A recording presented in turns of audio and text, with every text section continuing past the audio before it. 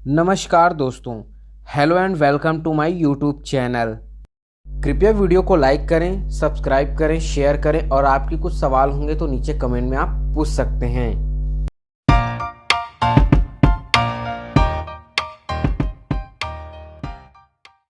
आज आपको एक महत्वपूर्ण जानकारी देते हैं कि अगर आपने किसी को किराए में दुकान या मकान दिया है और बाद में आपको बहुत सारी प्रॉब्लम हो रही है, तो अपना दुकान या मकान कैसे खाली करवाएं और क्या क्या सावधानियां रखें।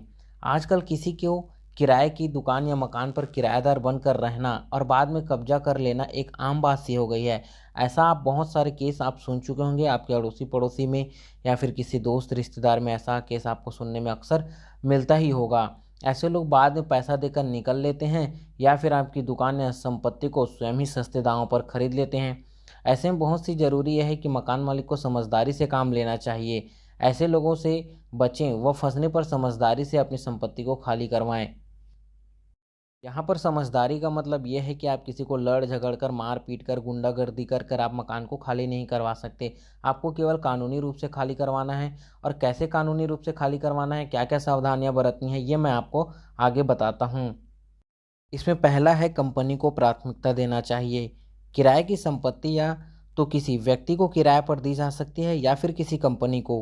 व्यक्ति ही कब्जा करने का प्रयास कर सकता है, कंपनी नहीं। इसलिए अगर आपके पास दो ऑप्शन हो तो इसमें से सिर्फ कंपनी के ऑप्शन को ही चुनें, चाहे दुकान सस्ते में ही किराए पर क्यों न जा रही हो।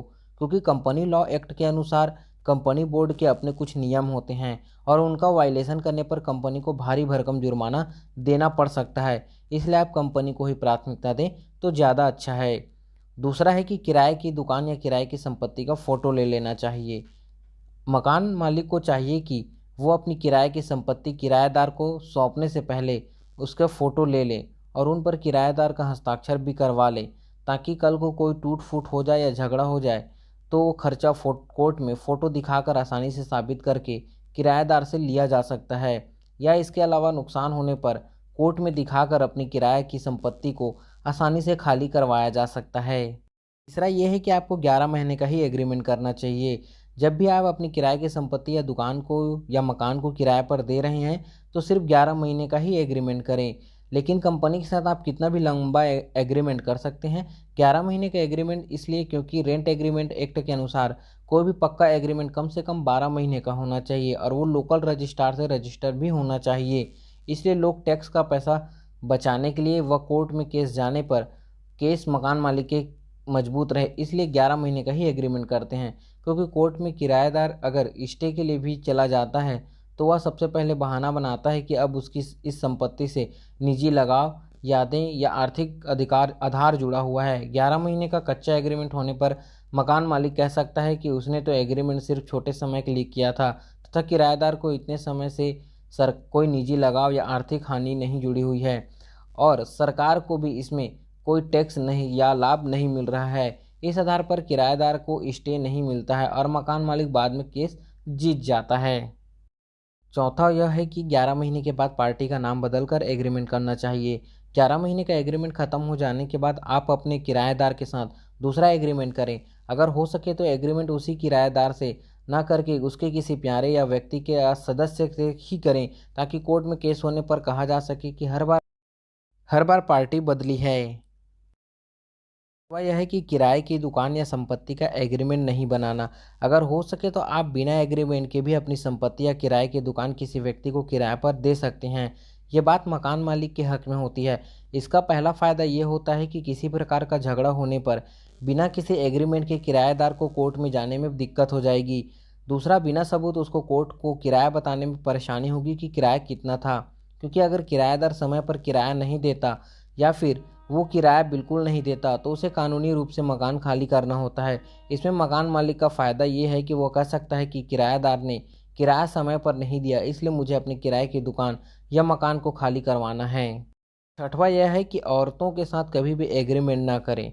आजकल यह देखने में आ रही है कि औरतें मकान मालिक पर झूठा धारा आईपीसी की सेक्शन 354 का मुकदमा करके मकान को हड़प लेती है या फिर अच्छे पैसे लेकर मकान खाली करती है। उस पर से सुप्रीम कोर्ट की जजमेंट के बाद तो पहले महिला की एफआईआर ही रजिस्टर्ड होगी, उसके बाद ही को सही या गलत का फैसला होगा। ऐसे में गलत महिलाओं को हौसला मिल रहा है। दूसरा नुकसान यह है कि आपको हमेशा औरत के साथ पैसों की डील करनी होगी, जिससे कि इल्ज़ाम लगने के ज़्यादा चांसेस होते हैं, क्योंकि एग्रीमेंट उसके नाम से है। तीसरा ये कि अकेली औरत को मकान देने से सावधानी रखें। मैं यहाँ स्टडी करने आई लड़कियों के खिलाफ नहीं हूँ, मेरा सिर्फ मतलब तेज और चालाक शादीशुदा औरतों से ही है। सातवां ये है कि आप कभी भी किराएदार का बिजली और पानी का कनेक्शन बिल्कुल भी ना काटें। ज़्यादातर लोग कब्जे होने की, किराएदार से झगड़ा होने की स्थिति में किराए की संपत्ति का बिजली व पानी का कनेक्शन काट देते हैं, जो कि बिल्कुल गलत है। ऐसी स्थिति में किराएदार अगर कोर्ट चले जाएगा तो इलेक्ट्रिसिटी और वाटर सप्लाई बोर्ड को तुरंत किराएदार के नाम से कनेक्शन लगाने का आदेश दे देगी। ऐसा इसलिए होता है क्योंकि सभी व्यक्ति के जीवन में बिजली व पानी एक आधार है, और यह हक उसे संविधान के फंडामेंटल राइट आर्टिकल 21 में मिला हुआ है।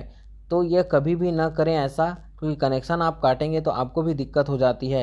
ऐसा करें कि आप अगर किसी कनेक्शन ना काटें बल्कि किराएदार इसका बिल ना भरे तो सीधा आप कोर्ट में चले जाएं। यह आपकी बात सुनी जाएगी तथा इसके आधार पर आपकी मजबूत पक्ष भी हो जाएगी। झगड़े का सहारा। वैसे तो ज़्यादातर लोग झगड़े का सहारा लेकर गुंडों या फिर किराए की दुकान या मकान को खाली करवाते हैं। ज़्यादातर ये तरीका सफल भी हो जाता है, लेकिन कई बार इसका उल्टा भी हो जाता है, जिससे यह होता है कि किराएदार की पत्नी या उसके संबंधित औरत मकान मालिक या उसके बच्चों पर झूठे छेड़खानी का मुकदमा बना देती है, और फिर केस लंबा चले जाता है और मकान भी जल्दी खाली नहीं होती। नौवां यह है कि किराया हमेशा नकद में लेना चाहिए। अगर किराएदार कोई व्यक्ति विशेष है तो कभी भी किराएदार से किसी भी प्रकार का अमाउंट अपने खाने में नहीं ले, ताकि कल ये सबूत न बन पाए कि किराएदार समय पर किराया देता था। आप शायद किराया नकद ही ले लें तो ज़्यादा अच्छा है और उसकी कोई रसीद न दें, लेकिन ऐसा सिर्फ व्यक्ति विशेष के साथ ही करें, किसी कंपनी के साथ नहीं। आप किसी को किराया दे रहे हैं, किसी व्यक्ति विशेष को, तो आप पिछले मकान मालिक से इंक्वायरी ले सकते हैं। उसके बाद दूसरा ये होता है कि किराएदार का पुलिस से सत्यापन करवा लेना चाहिए। किसी भी को अगर आप किराए पर दे रहे हैं तो आपके किराएदार का फ़ोटो, पहचान पत्र, सभी सदस्यों का ब्यौरा, पिछले किराए वाले मकान का पता व स्थायी पता आवश्यक रूप से लिखना होता है। किराएदार का पुलिस सत्यापन जरूर कर लें। किराए का समय अवधि समाप्त हो जाने पर इसकी स्थिति में अगर नया किरायानामा नहीं बना है तो आप वहां किराएदार को नोटिस ज़रूर दें। ऐसा करना कल आप अगर कोर्ट में जाने की स्थिति होती है तब कानूनी रूप से आपके हक में ही फैसला होगा। इसमें किसी प्रकार के भी आप देरी न करें। उसके बाद होता है डर। किराएदार के सामने कभी भी मकान मालिक को अपने कमजोरी को नहीं दिखाना चाहिए और ना ही कोई कमजोरी बताना चाहिए, जिससे कि वो आपका फ़ायदा उठाकर आपको लूट सके।